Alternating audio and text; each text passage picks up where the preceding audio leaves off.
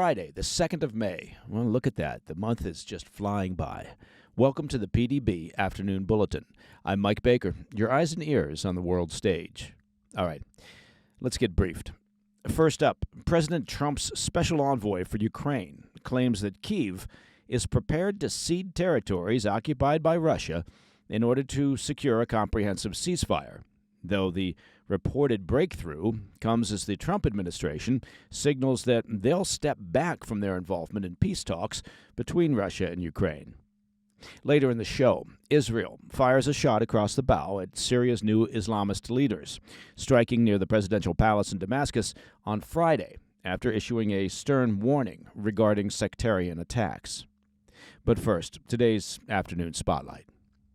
We'll begin with a flurry of updates regarding negotiations to end the war in Ukraine, efforts that, appear to be crumbling despite a breakthrough concession from leaders in Kyiv.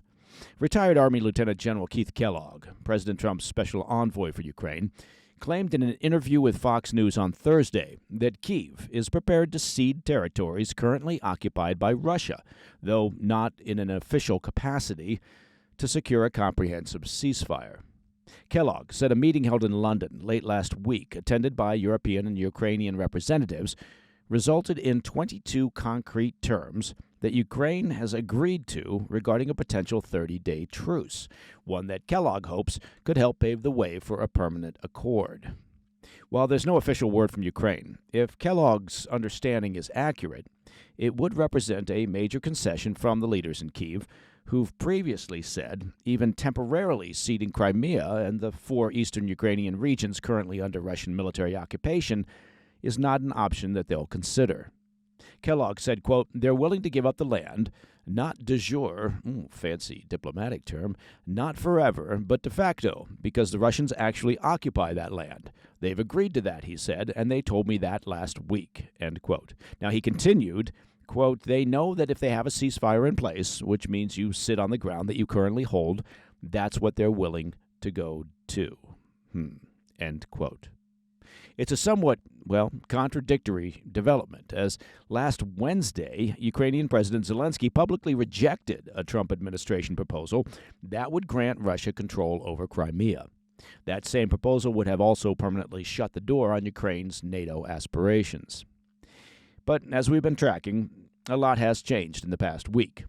Tensions between Trump and Zelensky began to thaw during an encounter between the pair at the Vatican last weekend, after which Trump said he thought Zelensky was willing to unofficially cede Crimea for the time being to secure an end to hostilities.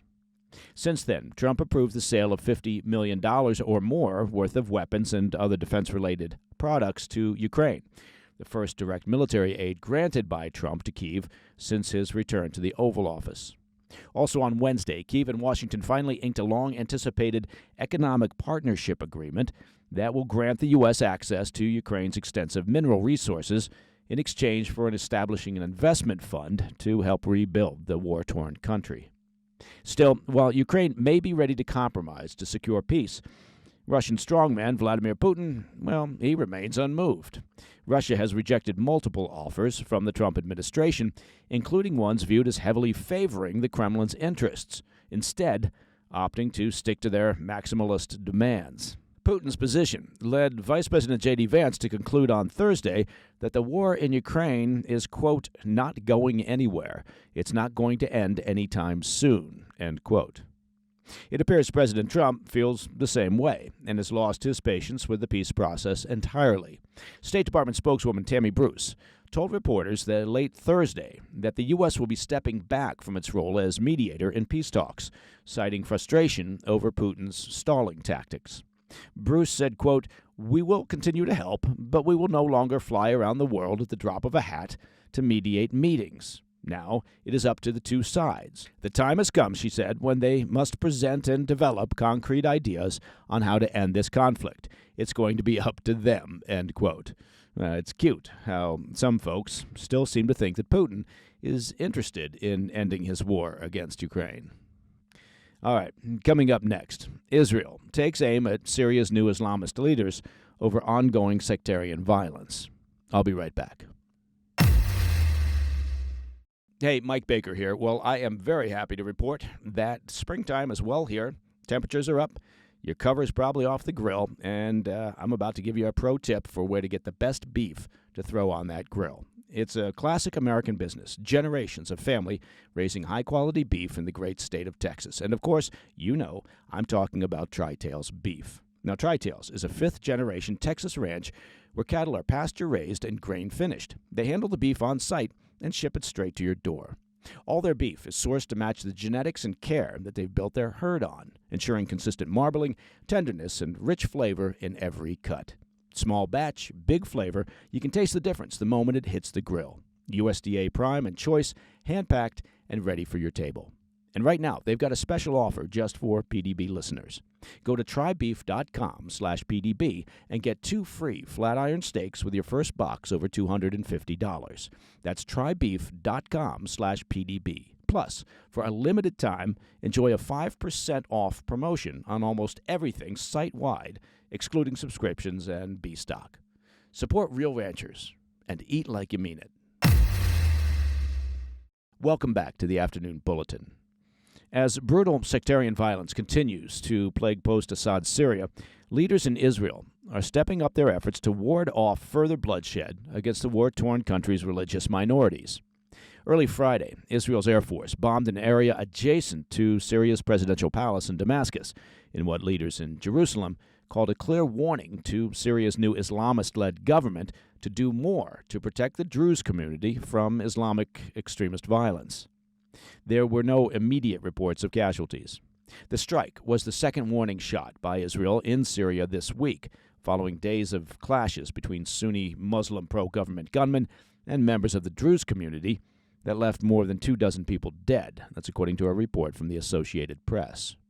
The Druze are an Arab minority sect that branched out from Islam, with followers in Syria, Lebanon, and Israel, including some 24,000 that live in the Israeli-controlled Golan Heights near the Syrian border. In a joint statement, Israeli Prime Minister Netanyahu and Defense Minister Israel Katz said Friday's strike was a, quote, clear message to the Syrian regime. We will not allow Syrian forces to deploy south of Damascus or pose any threat to the Druze community, end quote. Israel has previously stated their intention to enforce a demilitarized zone in southern Syria near the Golan Heights to protect their border from Islamist extremist groups. Israeli leaders remain deeply mistrustful of the Sunni Islamist government that replaced the regime of Assad after his overthrow in December of this past year. The interim government is led by former al-Qaeda member Ahmed al-Sharaa, who, despite renouncing his past ties to terrorism and pledges to unify the war-fractured country's religious minorities, he's struggled to maintain stability. The latest episode of sectarian bloodshed was triggered on Tuesday in the Damascus suburb of Jeramana after a recording allegedly insulting the Prophet Muhammad surfaced on social media, falsely attributed to a prominent Druze leader. The clip provoked anger in nearby Sunni-majority towns, where armed men quickly mobilized and stormed Jeramana, killing at least 6 Druze fighters. 3 Syrian Druze citizens were later evacuated to Israel for medical treatment. More than 24 people in towns around Damascus were killed in subsequent clashes, which began spreading further south on Thursday towards a predominantly Druze province. Druze community leaders and Syrian government officials met late Thursday to attempt to defuse tensions, and they did strike a tentative deal. A government statement said Syria's internal security forces would deploy alongside local Druze gunmen to protect their provinces, adding that they reject, quote, division, separation, or secession. The interim Syrian government also denounced Israel's airstrike, calling it a, quote, dangerous escalation. As a reminder, the latest violence follows brutal clashes between Assad loyalists from the Alawite community and the new government's security forces in March, which spiraled into mass vigilante killings that left hundreds dead.